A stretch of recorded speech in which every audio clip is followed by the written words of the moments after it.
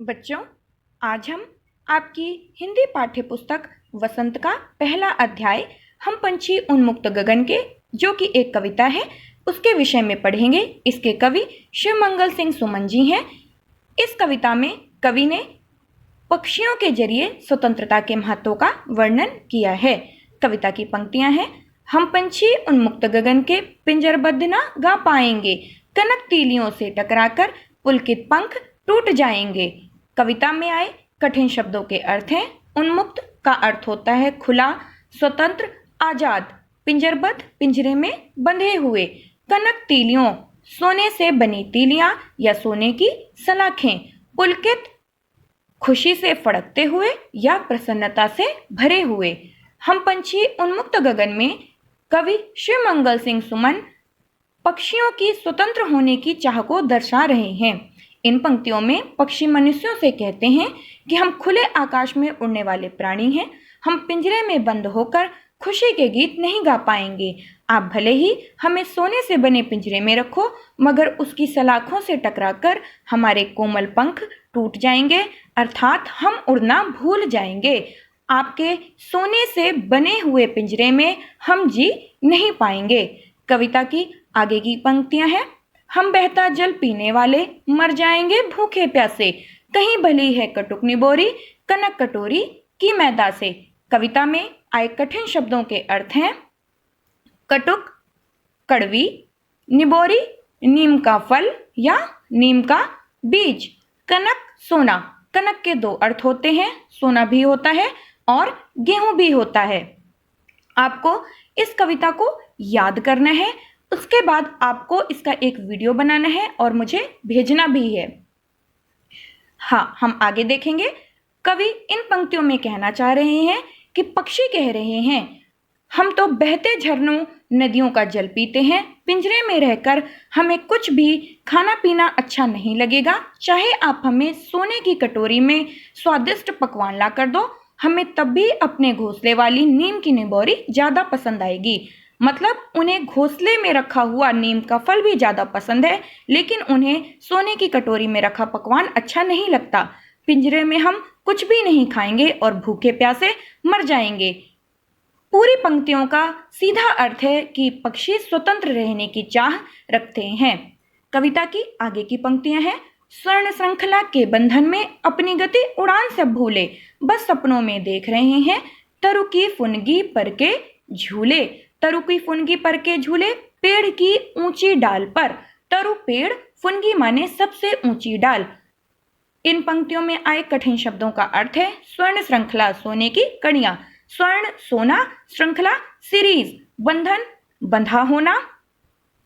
तरु पेड़, वृक्ष, विटप।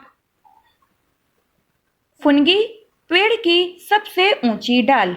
कवि शिवमंगल सिंह जी ने हम पंछी उन्मुक्त गगन के कविता की इन पंक्तियों में पिंजरे में बंद पक्षियों का दुख दर्द दिखाया है।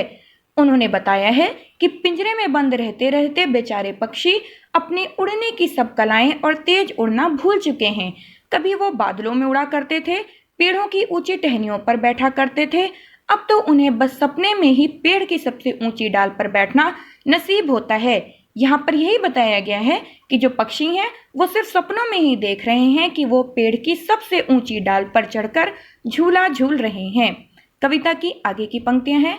ऐसे थे अरमान के उड़ते नील गगन की सीमा पाने, लाल किरण सी चोंच खोल चुगते तारक अनार के दाने। ऐसे थे अरमान के उड़ते नील गगन की सीमा पाने, लाल किरण सी चोंच खोल चुगते तारक अनार के दाने। कविता में आए कठिन शब्दों के अर्थ हैं। अरमान चाह, इच्छा। नील गगन नीला आकाश।